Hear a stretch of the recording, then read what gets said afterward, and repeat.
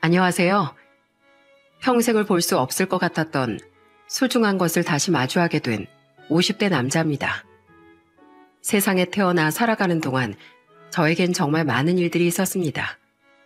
까짓거 이런 일도 있으면 저런 일도 있는 거지 생각했던 날도 있었지만 정말 쓰러져서 아무것도 하고 싶지 않다 이렇게 생각했던 날들도 있었습니다. 그런 시기까지 이 악물고 열심히 버텨냈기에 지금 저희 5가족이 제 옆에 있을 수 있는 거겠죠.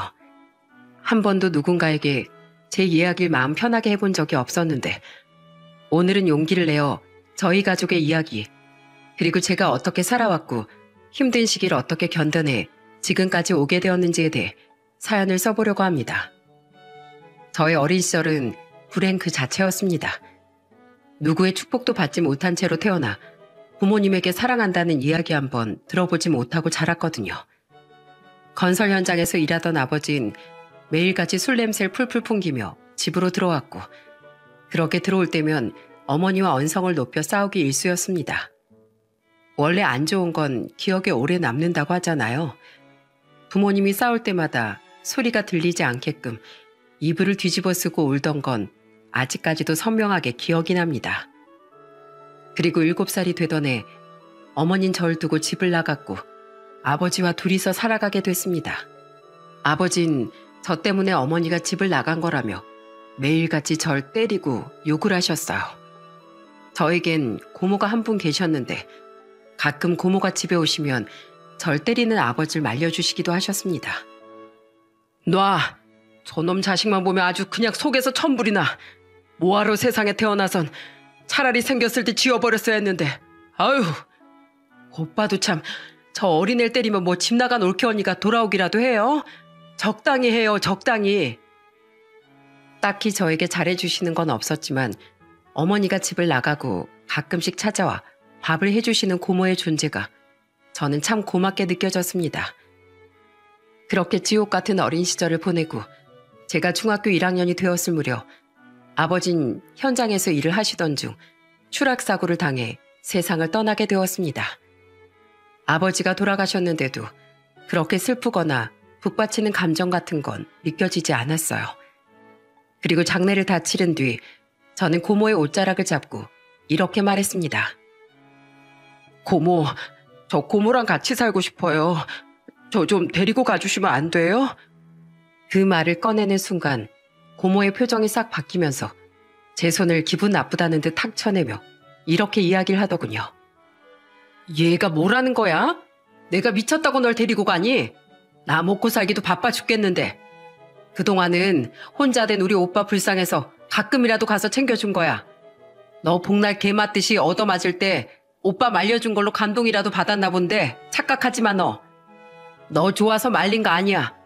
오빠 손 더러워질까 봐 때리지 말라고 한 거지. 아유 재수없어.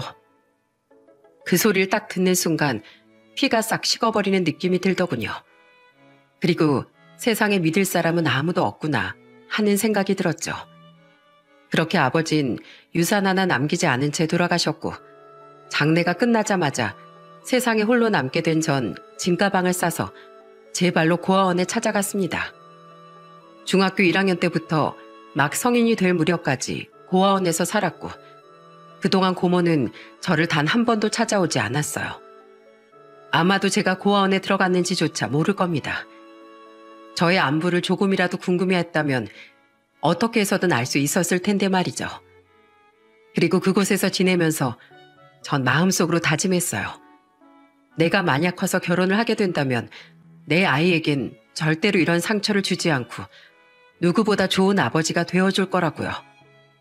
20살이 된 전 고아원을 나와 곧바로 숙식 제공이 되는 공장으로 들어가게 되었습니다. 그리고 월급의 80%는 저축을 하며 누군가에게 무시당하지 않는 삶을 살기 위해 정말 이악 물고 열심히 살아왔어요. 그렇게 미친 듯이 일을 하다 20대 후반이 되어서야 아내를 만나게 되었죠. 연애를 할 때까지만 해도 아내는 참 사랑스럽고 착한 사람이었습니다. 매일같이 전화를 하면서 저의 안부를 물었고 아프면 꼭 집 앞에 와서 약을 챙겨주고 가는 사랑하지 않을 수 없는 사람이었어요. 밥 안 챙겨 먹으면 면역력 약해지는 거 알지? 혼자 있다고 끼니 거르지 말고 밥 잘 챙겨 먹고, 여기 약 주고 갈 테니까 이것도 잘 챙겨 먹어야 한다. 약사 선생님이 그러는데 이 약들 빠뜨리지 말고 꼬박꼬박 챙겨 먹어야 감기도 뚝 떨어진다고 했어. 나 챙겨주는 건 종아밖에 없네. 진짜 고마워. 밥도 약도 다 같이 잘 챙겨 먹을게. 절 위해주는 사람과 2년 가까이 만나다 보니 자연스럽게 결혼하고 싶다는 생각이 들었어요. 처갓집에 인사를 드리러 갔을 때 장인 장모는 제가 고아 출신이라는 걸 알고선 딱히 달갑지 않다는 표정을 지었습니다. 그래도 결혼을 반대하진 않았어요. 바로 아내의 뱃속에 소중한 우리 아이가 자리 잡고 있었기 때문이었죠. 그렇게 아내의 배가 더 불러오기 전에 저흰 결혼식을 올렸고 그동안 모아왔던 돈과 약간의 대출을 더해 신혼집을 구했습니다. 여기서 저와 아내, 곧 태어날 아이, 이렇게 세 식구가 행복하게 지낸다고 생각하니 괜히 가슴이 벅차오르더라고요. 저는 아내를 위해 정말 좋은 남편이 되려고 노력했습니다. 아이가 잘 들을 수 있게끔 동화책도 읽어주고 매일같이 아내의 팔다리를 주물러주면서 마사지도 해주곤 했죠. 다행히 아내는 예쁜 딸을 순산했고 딸도 건강하게 태어났으니 앞으로 행복한 일들만 쭉 이어질 수 있을 거라 생각했습니다. 하지만 아이가 태어나고 난 이후로부터 아내는 점점 변하기 시작했어요. 여보, 나 오늘 사직서 내고 왔어. 어? 갑자기 왜? 이제 애기도 낳았으니까 애기한테 좀 더 집중을 하는 게 낫지 않을까 싶어서. 어차피 당신도 직장이 있으니까 굳이 나랑 같이 맞벌이 할 필요는 없을 것 같기도 하고. 나 잘했지? 당신 안 그래도 그 회사 다니는 거 힘들어 했잖아. 잘했어. 아이한테 집중을 하고 싶다는 말과는 달리 아내의 상태는 점점 이상해졌습니다. 뜬금없이 눈물을 흘리기도 하고 아이가 우는 소리에 미간을 찌푸리며 신경질적으로 변하기도 하고 감정선이 하루에도 12번씩 바뀌는 모습에 한참을 걱정하던 어느 날 아내가 이런 이야기를 하더라고요.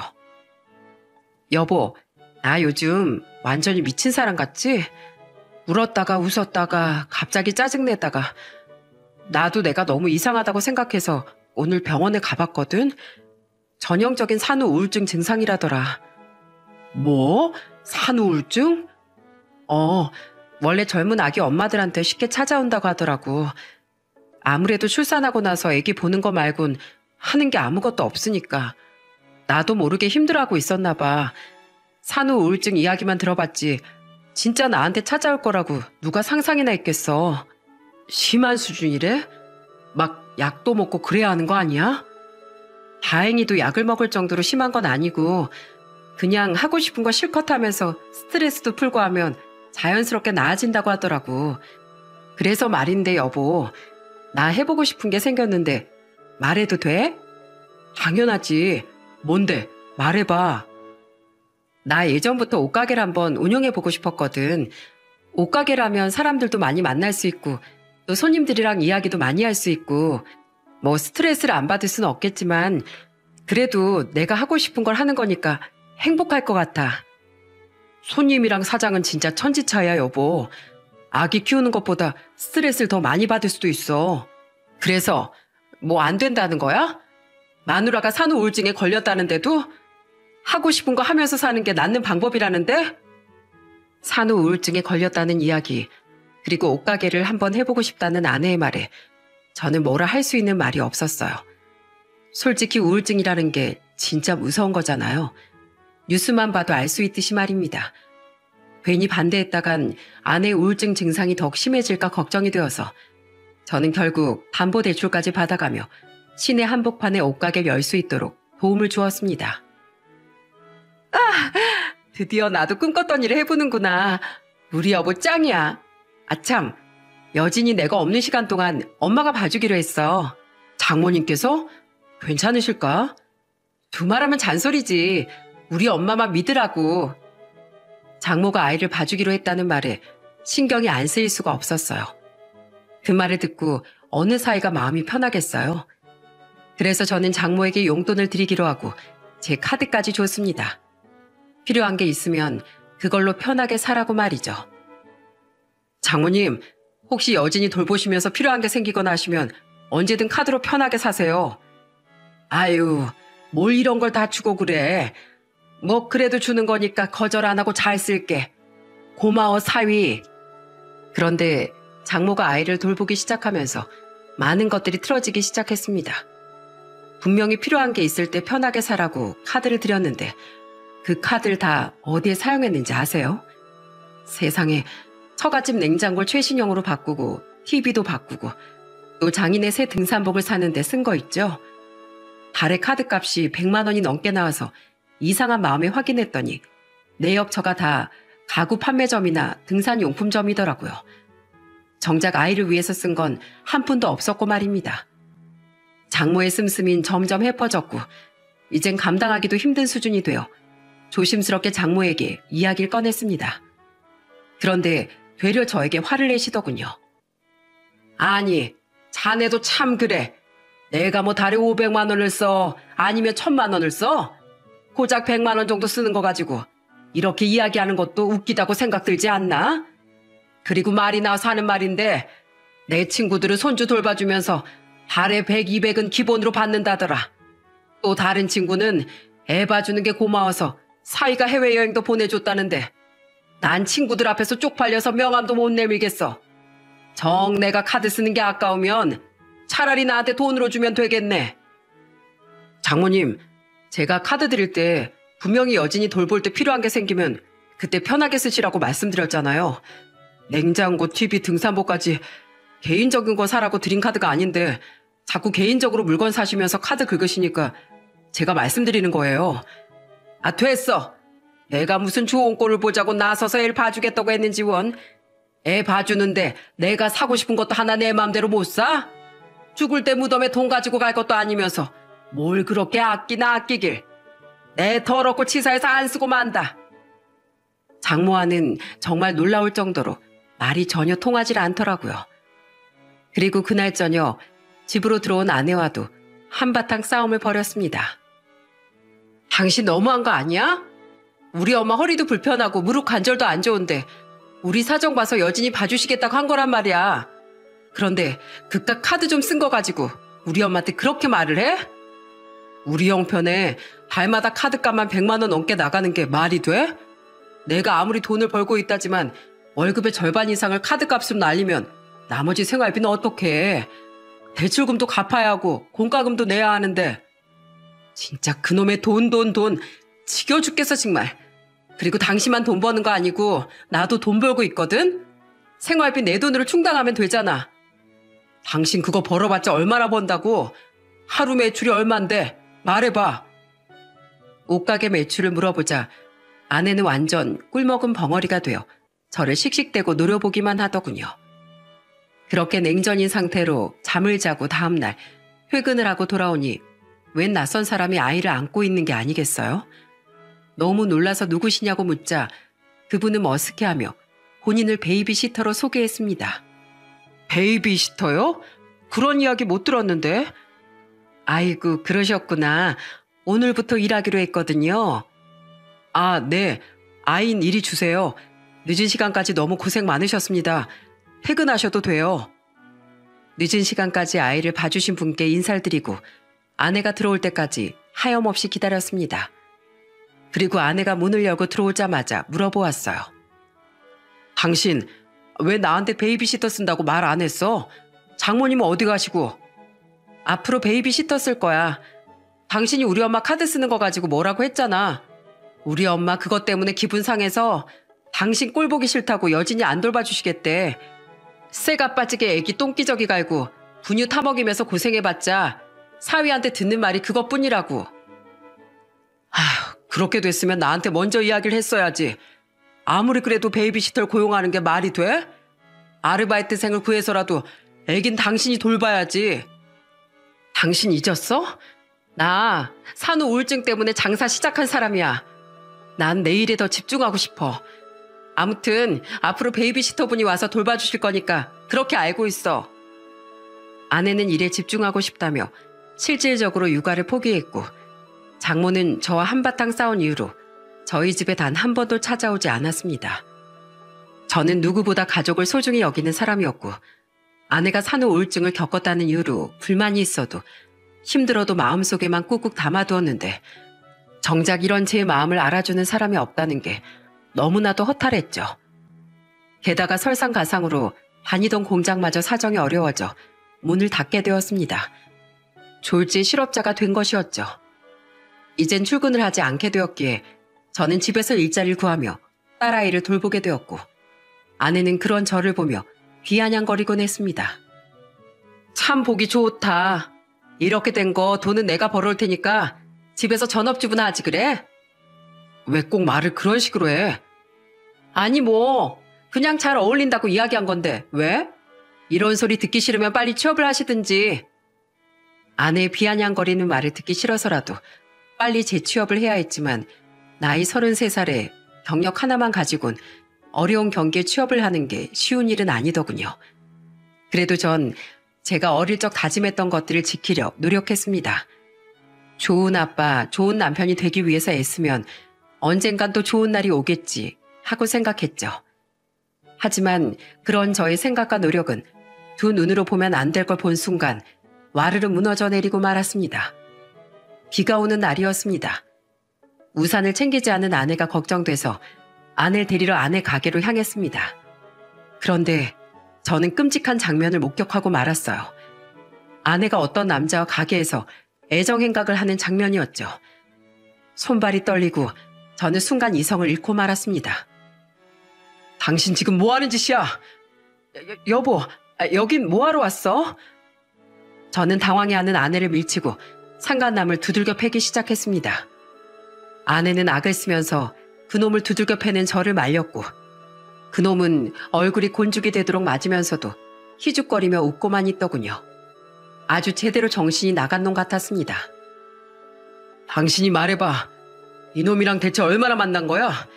나 몰래 이놈이랑 계속 손님 없을 때마다 시시덕거리고 있었던 거야? 그래, 맞아. 만난 지 3개월 좀 넘었어. 당신이랑 있으면 짜증부터 나고 숨이 막혀 죽을 것 같았는데 이 사람이랑 같이 있으면 아무 생각도 안 나더라. 언제 말을 해야 하나 고민하고 있었는데 당신 눈으로 직접 봤으니까 그냥 말할게. 이혼하자. 간통죄를 고소를 해도 좋고 내가 위자료도 뭐든 줄 수 있는 건 다 줄 테니까 이제 그만 나 좀 놔줘. 당신 지금 말 다 했어? 지금 잘못한 건 당신이야. 내 앞에서 무릎 꿇고 울고불고 빌어도 모자랄 판인데 난 당신이 아니라 이 사람을 사랑해. 부부가 사랑 없이 어떻게 한 지붕 아래 살 수 있겠어. 그러니까 제발 나 좀 놔달라고. 뒤늦게서야 안 사실이지만 그 연놈들은 대낮에 가게 문을 닫고서 숙박업소도 여러 번 드나들었더군요. 결국 전 두 사람을 간통죄로 고소했고 제 아내와 노란한 그놈은 집행유예 선고를 받게 됐습니다. 그 당시엔 간통죄가 폐지가 안 된 시기였으니까요. 그리고 아주 당연한 수순으로 아내와는 이혼 절차를 밟게 됐고 경제적인 부분들로 인해 양육권은 아내가 가지고 가게 되었습니다. 이혼 소송이 끝나고 법원을 나서던 날 아내가 저를 보며 그러더군요. 억울해도 어떡하겠어? 내가 당신보다 돈을 많이 벌고 있는 건 부정할 수 없는 사실인데 당신도 그냥 똥 밟았구나 생각하고 나랑 여진이 있고 보란 듯이 잘 살아. 가정을 지키려고 오만 노력을 다했던 저였는데 제게 남은 건 아무것도 없었습니다. 위자료도 받았고 아내와 바람핀 그놈도 벌을 받았지만 가정이 무너져 내렸기에 조금도 속이 시원하지 않았죠. 그렇게 저희는 결혼한 지 3년 만에 이혼을 하게 되었어요. 이혼을 하고 나서 제 삶은 정말 말도 못할 정도로 피폐해졌어요. 술을 마시지 않으면 잠이 오질 않았고 딸의 얼굴을 보고 싶어 매일 울기 바빴죠. 아이가 너무 보고 싶어서 전화를 걸어도 돌아오는 건 전화를 받지 않는다는 기계음 뿐이었어요. 나중엔 아내의 가게를 찾아가 봤지만 이미 가게를 내놓은 뒤였고 수소문 끝에 아내가 다른 지역으로 이사를 갔다는 걸 알게 됐습니다. 지인을 통해 아내가 이사 간 곳을 알게 되었고 딸이 너무 보고 싶어 두세 번 정도 찾아가니 아내 문 밖에서 이렇게 이야기했어요. 벌써 몇 번을 찾아오는 거야? 이제 그만 좀 해. 남편이 당신 한 번만 집에 더 찾아오면 가만 안 두겠대. 그냥 여진이 고아원에다가 갖다 버리겠대. 내가 이렇게 부탁할게. 난 나대로, 당신은 당신대로 좀 살자. 당신이 진짜 여진을 위하고 행복하길 바란다면 마음속으로만 그리워하고 다신 찾아오지 마. 그 말을 들은 이후 저는 정신이 번쩍 들어 더 이상 아이에게 찾아가지 않았습니다. 그리고 문득 거울을 봤는데 볼은 헬쓱하게 파여있고 수염은 깎지 않아 덥수룩하게 자라있는 모습을 보니 정말 사람같이 느껴지지가 않더라고요. 그래서 정신을 차리자고 다짐했습니다. 언젠가 먼 훗날 다시 딸을 만나게 된다면 이런 모습의 절 좋아하지 않을 것 같았거든요.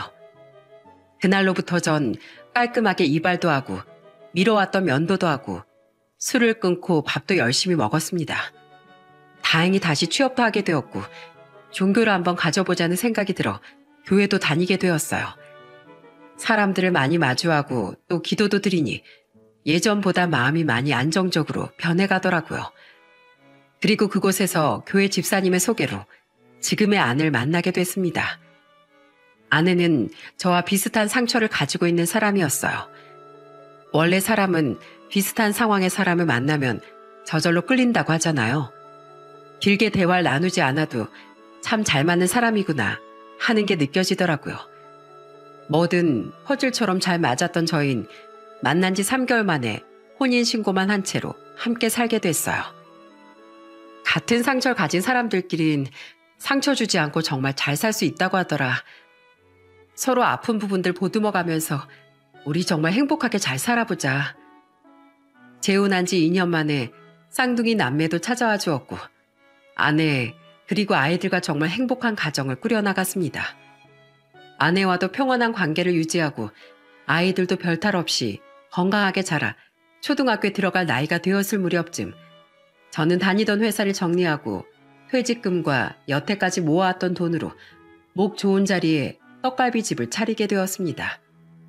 저희 가게는 문을 열자마자 많은 사람들이 찾아와 주었어요. 근처에 한정식 집이 없었기도 했고 또 인테리어도 깔끔하게 해놓았던지라 젊은 사람들도 호기심을 가지고 많이들 와주더라고요.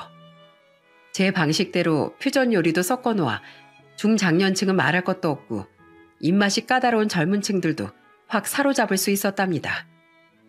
매해 겨울마다 어려운 이웃에게 기부도 해서 지역 신문에 가게 이름을 걸고서 인터뷰를 하기도 했죠.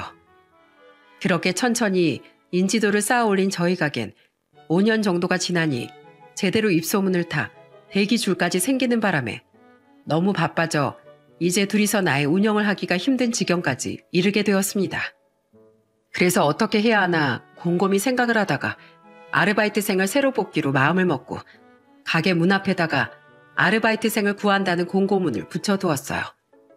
그리고 공고문을 붙인 바로 다음 날 마감 시간쯤 누군가 문을 열고 들어왔습니다. 혹시 아직 아르바이트 구하시나요? 문을 열고 들어온 사람은 다름 아닌 어린 아기를 등에 업고 있는 앳된 얼굴을 하고 있는 아가씨였어요. 아무렇게나 질끈 묶은 머리, 김치 국물이 잔뜩 묻어있는 목 늘어난 티셔츠. 아가씨의 행색에 조금은 당황했지만 아는 이내 웃으며 말했습니다. 아니요, 아직 구하고 있어요. 시간이 늦었는데 밥은 먹었어요, 아가씨? 아직. 아유, 시간이 몇 시인데 어서 들어와요. 우리 집 떡갈비 정식이 그렇게 맛있다. 여보, 지금 떡갈비 정식 가능하죠? 물론이지.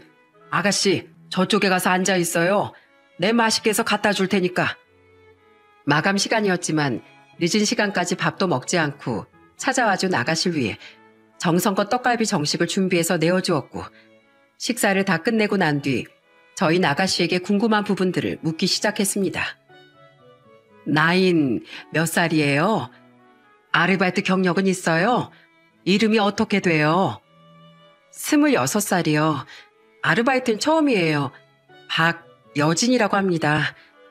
박여진? 아, 우리 딸이랑 이름이 똑같네. 우리 큰딸 이름도 여진이거든요. 내가 지어줬는데. 정말요? 저도 이 이름 아버지가 지어주신 거라고 하더라고요. 그런데 나이가 어린데 아기가 있는 걸 보니 결혼을 빨리 했나 봐요. 아니요, 결혼은 안 했어요. 애는 혼자 키우고 있고 미혼모 시설에서 생활하고 있고요. 이제는 미혼모 시설에서 나가서 혼자 독립하고 싶은데 독립을 하려면 돈이 필요해서 아르바이트를 찾다가 여기까지 오게 됐어요. 다들 아기를 얻고 들어가니까 나가라는 말부터 하더라고요. 아기 엄만 받아주지 않는다고 하면서요. 아이를 홀로 키우고 있다고 말하는 아가씨를 보니 어린 나이에 고생을 참 많이 하고 있구나 싶기도 했고 이름과 나이가 똑같아서 그런지 꼭 딸 같아서 마음이 많이 쓰이더라고요. 그래서 저희 부부는 이야기를 나눈 끝에 그 아가씨를 저희 가게 아르바이트생으로 채용하고 숙식까지 아예 제공해 주기로 했습니다. 아무래도 시설에서 계속 생활을 하는 것보단 아이와 둘이 있을 수 있는 따뜻한 공간을 마련해 주는 게 좋겠다 싶어 내린 결정이었죠. 아가씨는 이런 저희 부부의 결정에 연신 감사 인사라며 정말 열심히 일을 해주었습니다.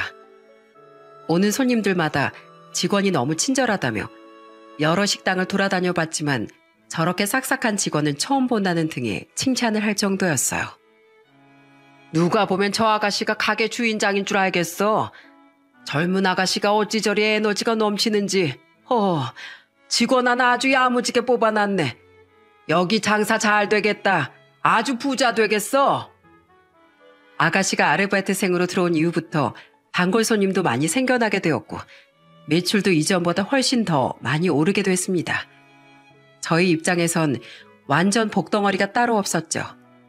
그런데 함께 일을 하면서 아가씨는 종종 이상한 모습을 보이곤 했습니다. 어느 날은 한동안 잠도 잘 못 자고 너무 피곤해서 코피를 좀 흘렸었는데 아가씨가 그 모습을 보더니 헐레벌떡 달려와 휴지를 건네주며 병원에 가야 하지 않느냐고 호들갑을 떨더라고요. 아니 뭐 이 정도 가지고 병원은 가끔 많이 피곤하면 이래요. 휴지로 꼭 맞고 있으면 금방 멎으니까 너무 걱정하지 말아요. 성인 돼서 코피 나는 건 안 좋은 거라고 했어요. 왜 피곤하면 코피 나는 걸 당연하게 받아들이세요.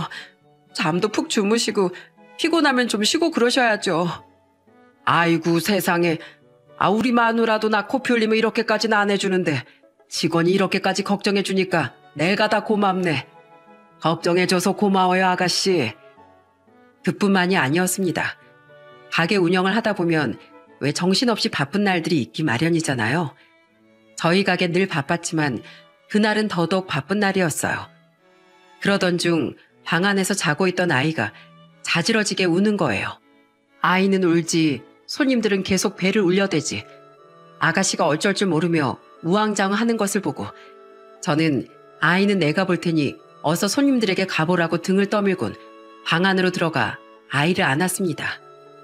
아내와 이혼을 하기 전 딸아이를 혼자 돌봤던 경험이 있었고 또 아내의 쌍둥이 육아를 틈틈이 도왔기에 아이를 달래는 데는 도 같은 상태였죠.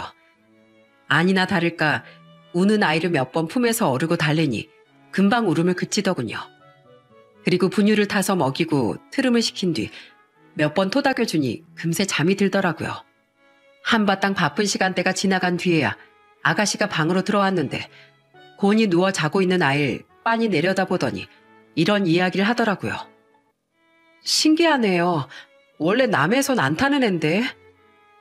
그래요? 뭐 나한테는 안겨서 울지도 않고 잘 웃던데. 내가 애를 셋을 키워봐서 그런가 아기들이 나만 보면 울던 애도 울음을 뚝 그치더라고. 태어나서 한 번도 이런 적이 없었거든요. 항상 제 품에서만 울음을 그쳤는데 이렇게 보면 참 신기해요. 옛말 틀린 거 하나 없다 싶고. 아니 그게 무슨 말이에요?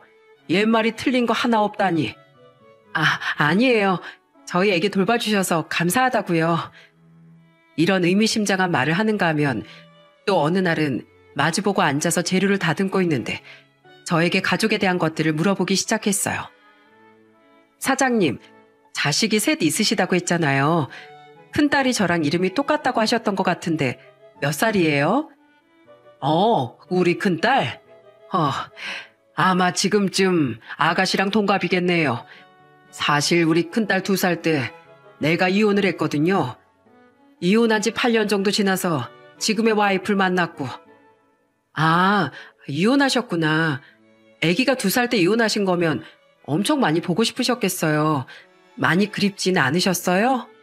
아유, 두말하면 잔소리지.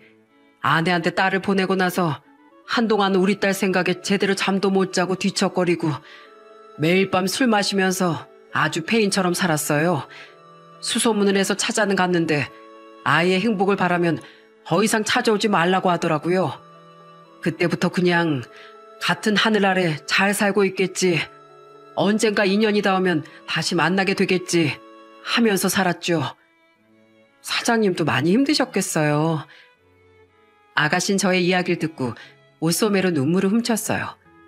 뭔가 계속 저와 깊은 대화를 할 때마다 멍해지고 또 눈물을 흘리는 모습이 이상해 보이기도 했지만 그저 아가씨가 저의 이야기를 듣고 공감하고 또 슬픈 마음에 눈물을 흘리나 보다 하며 넘어갔습니다. 그렇게 시간은 흐르고 흘러 첫 급여를 지급하는 날이 왔어요.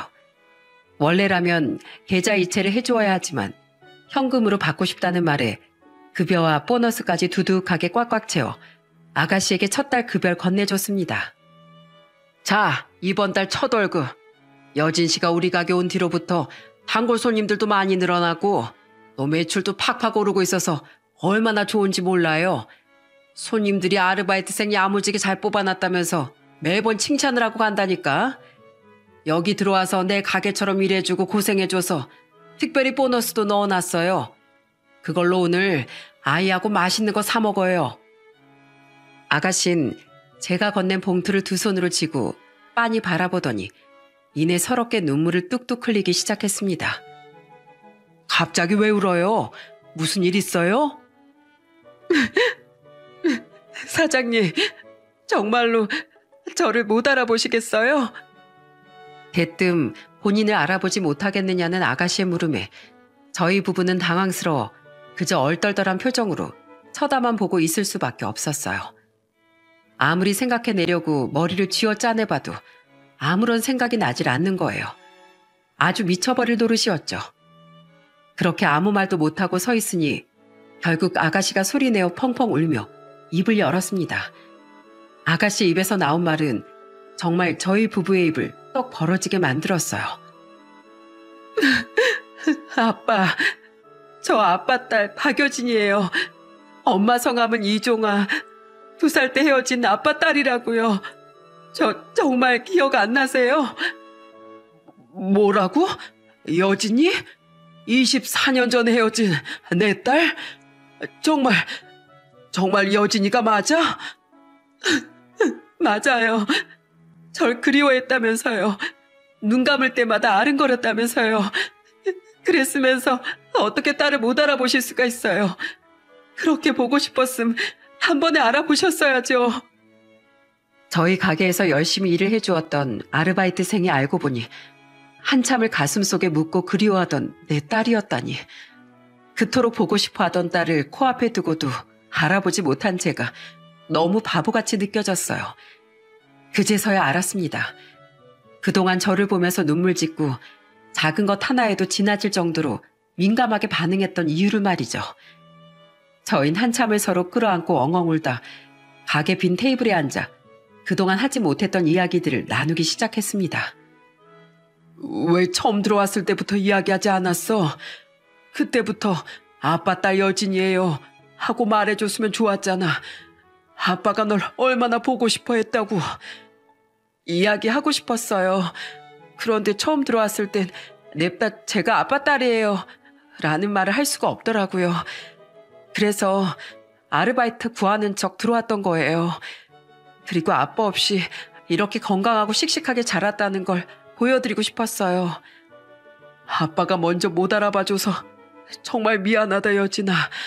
그래, 그동안 어떻게 지냈어? 엄마는 어떻게 지내고? 엄마랑 전 매일매일이 지옥 같았어요. 사실 전 같이 살고 있던 그 사람이 제 친아빠인 줄 알고 있었거든요.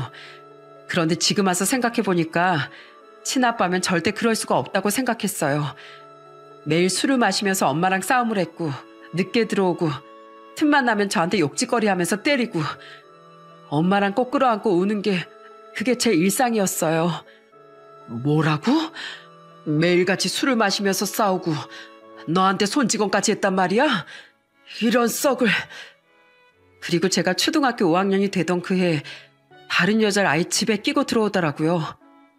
엄마가 누구냐고 미친 거 아니냐고 막 소리를 지르니까 빨리 짐을 싸서 절 데리고 이 집에서 당장 꺼져버리라고 했어요.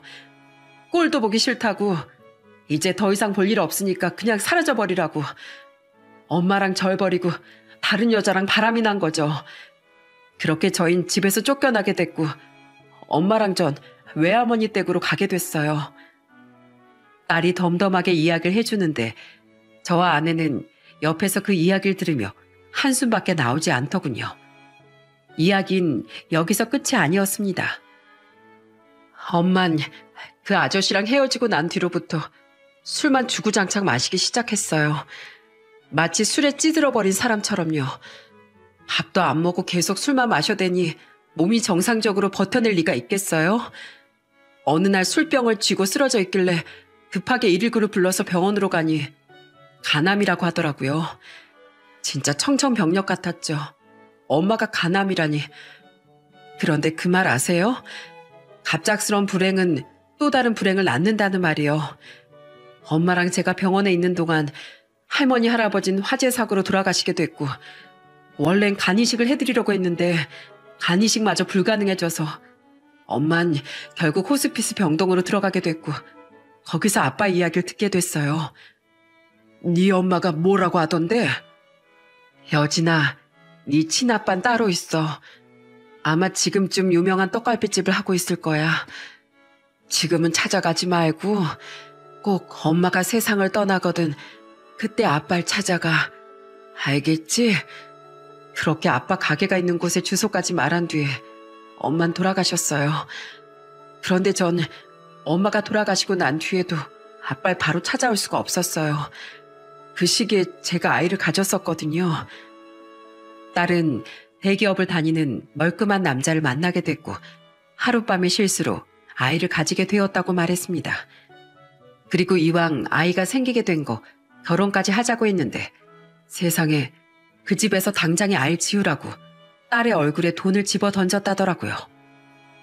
게다가 딸이 만났다는 그놈도 지독한 마마보이라 아이를 지우던지 말던지 하며 나몰라라 했다는 말에 정말 분노가 머리 끝까지 차오르는 듯한 기분을 느꼈어요. 그놈은 제 딸의 인생을 이렇게 망쳐놓고선 다른 여자를 만나 잘 살고 있다고 했고요. 다른 사람이 당했다고 해도 화가 나는데 내 딸이 이런 말 같지도 않은 일을 당했다고 하니 더 화가 나더라고요. 사실 겁이 났어요. 내가 아빠의 딸이라고 말하면 엄마랑 같이 살았던 그 아저씨처럼 그리고 남자친구처럼 나를 외면할까봐 버림받을까봐 무서워서 버림받는 상상을 하면 너무 무섭고 힘들고 지쳐서 눈물이 절로 흐를 정도였어요. 그래서 진짜 이야기를 해도 괜찮을까 수십 번을 고민했는데 아빠는 정말 좋은 사람이더라고요. 그래서 이렇게 용기 내서 말하게 됐어요. 고마워요, 아빠. 24년이란 시간 동안 절 단 한 번도 잊지 않고 살아줘서. 딸을 데리고 갔던 그놈과 아이의 아빠처럼 저도 본인을 버릴까봐 두려웠다는 딸의 말에 가슴이 미어질 듯 아팠습니다. 아낸 말없이 딸의 이야기를 듣더니 조용히 눈물을 뚝뚝 흘리며 딸을 꼭 안아주었습니다. 그동안 많이 힘들었지? 기댈 곳도 없고 지치고 힘들었을 텐데도 이렇게 꿋꿋하게 힘내서 살아주고 이렇게 건강한 모습으로 아빠를 찾아와줘서 너무 고마워. 이제부터 네 아줌마가 여진이 엄마가 되어줄게. 비록 친엄마는 아니지만 친엄마 그 이상이 될 수 있게끔 더 잘해줄게. 그리고 이제는 딸의 복수를 제대로 해줄 차례였습니다. 마음 같아선 당장 아이 아버지란 놈이 다니는 회사에 가서 동네방네 떠들며 대자보라도 붙이고 싶은 심정이었지만 좀 더 확실하게 복수할 수 있는 방법을 생각해냈어요. 딸이 말하길 그놈의 부모님은 이 지역에서 유명하고 손님도 많은 한복집을 운영하고 있다고 하더군요. 어떻게 해야 속 시원하게 복수를 했다고 소문이 날까 고민하다가 저와 아내는 플랜카드 2개를 만들어 그 한복집 앞으로 향했습니다. 그 플랜카드 내용이 뭐였는지 아세요? 잃어버린 내 딸의 청춘을 보상해라. 어린 나이에 미혼모로 살아가게 만든 이 한복집 주인장 아들은 양육비와 위자료를 배상해라. 이렇게 아무 말 없이 플랜카드를 들고 서 있으니 가게 주변으로 사람들이 웅성거리며 모여들더군요. 몇몇은 저희 부부가 들고 있는 플랜카드 사진을 찍어가기도 하고 가게 사진을 촬영하면서 수군대기도 했습니다. 아무래도 지역구에서 유명한 곳이다 보니 소문이 아주 빠른 속도로 퍼져나가더라고요. 3일 정도 플랜카드를 들고 가게 앞으로 향하니 나중엔 그놈의 엄마로 보이는 한복집 주인이 나와서 떽떽거리며 저희 부부를 향해 소리를 질렀습니다. 남의 가게 망하게 하려고 작정을 했나? 미치려면 곱게 미치지. 왜 남의 가게 앞에서 이 난리들을 피우는 거야? 확 그냥 고소해버릴까 보다. 내가 아는 변호사 판사만 몇 명인지 알아? 내 한마디면 당신들 그냥 다 깜빵 보내는 건 순식간이야. 우리가 그런 거 하나 각오 안 했을까 봐. 하나도 안 무서우니까 해볼 수 있으면 어디 해봐 한번. 나도 콩밥이나 한번 먹어보자. 한복집 사장은 씩씩대더니 정말 저희 부부를 경찰에 신고했습니다. 재판을 받았냐고요? 아니요. 어림도 없는 소리였죠. 그냥 단순히 벌금형으로 마무리를 지었답니다. 저희 부부는 그런 것 정도는 각오를 하고 있었기에 깔끔하게 벌금을 냈고 그 다음 날도 계속해서 한복집 앞에서 플랜카드를 들고 서 있었습니다. 소문이 점점 안 좋아지고서야 느꼈는지 한복집 사장은 저희 부부에게 가게 안으로 들어오라고 한 뒤 이렇게 사정을 하더군요. 어제 우리 아들이랑 이야기를 해봤는데 그땐 우리 아들이 너무 어리고 철이 없어서 실수를 좀 했어요. 미안해요, 미안해. 살면서 누구나 그런 실수 한 번쯤은 할 수 있는 거잖아요. 양육비를 내놓으라고 하는 거 보니까 아기도 건강하게 문제없이 잘 태어난 것 같구만. 말이나 못하면 밉지는 않지. 애 지우라고 돈을 얼굴에 집어던졌다면서요. 그 어린애가 마음고생을 얼마나 했겠어요. 내 딸은 아이 놓고 갈 곳이 없어서 위호모 시설에서 생활했는데 당신 아들은 다른 여자 만나 아주 하하호 잘 살고 있다죠? 아유, 알았어요, 알았어. 원하는 게 양육비라는 거죠? 내가 위자료 500만 원에 양육비도 월 30만 원씩 줄 테니까 여기까지 합시다. 당신 애들이 매일같이 여기 와서 그 카드 들고 난리를 펼치는 통에 고객들 항의 전화가 아주 말도 못하게 오고 있단 말이에요. 장사를 못하겠어. 500에 30? 지금 우리가 말장난 하자는 걸로 보이나 본데. 그럼 우리가 그 정도 돈을 당신네들한테 줄 테니까 애긴 당신들이 데려가서 키워요. 아내가 이렇게 이야기했더니 가게 사장은 나불거리던 그 입을 꾹 다물고선 아무런 말도 못하더군요. 그 모습을 보고 아내는 피식 비웃으며 이렇게 이야기했습니다. 그동안 애기 낳고 살아온 세월들 내 딸 잃어버린 청춘값으로 위자료 3천만 원에 양육비는 월 70만 원씩 내놔요. 뭐라고? 3천에 70? 아니 장난치는 것도 아니고. 그리고 막말로 안 지우고 낳은 것도 그쪽 딸 아니에요. 낳았으면 책임지고 키우는 게 맞는 거지. 이제 와서 이렇게 돈 내놔 하고 찾아오면 누가 줍니까? 예? 아, 그래서 못 주시겠다? 그래요 뭐. 주기 싫으면 안 줘도 돼요. 대신에 이거 하나 알아둬야 할 거예요. 내 별명이 독사예요, 독사.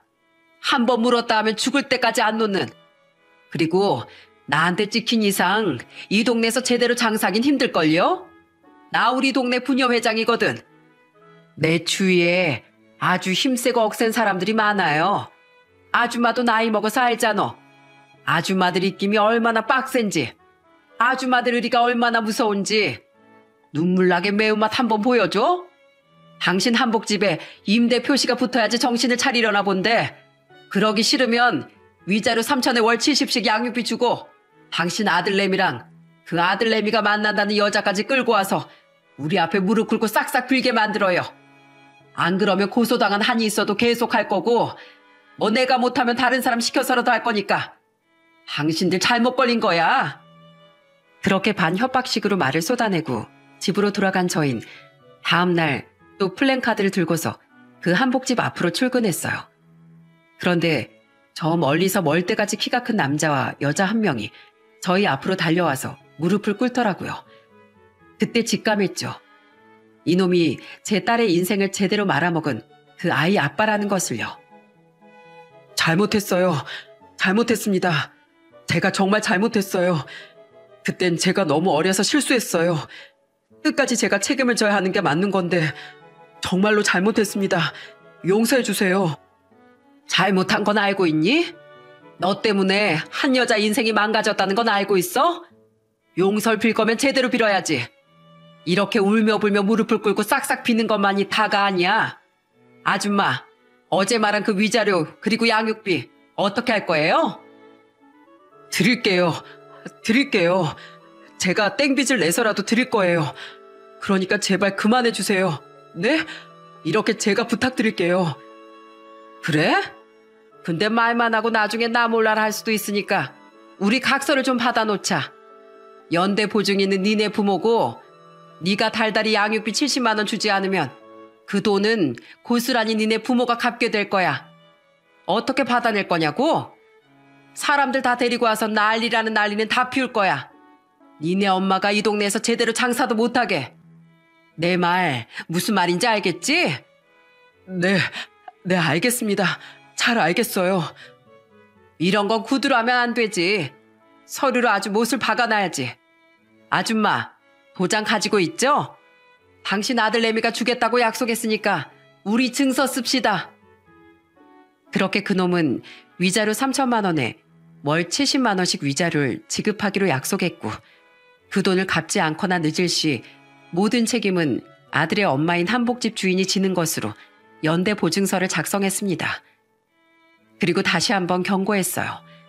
하루라도 늦으면 다시 찾아와 제대로 지옥을 맛보게 해주겠다고 말이죠. 그 일이 있은 후 다행히도 저희 부부가 다시 그 가게로 찾아가는 일은 없었습니다. 어지간히도 무서웠나 보더라고요.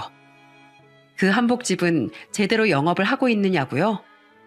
최근에 가보니 아주 휑하게 비어있더라고요.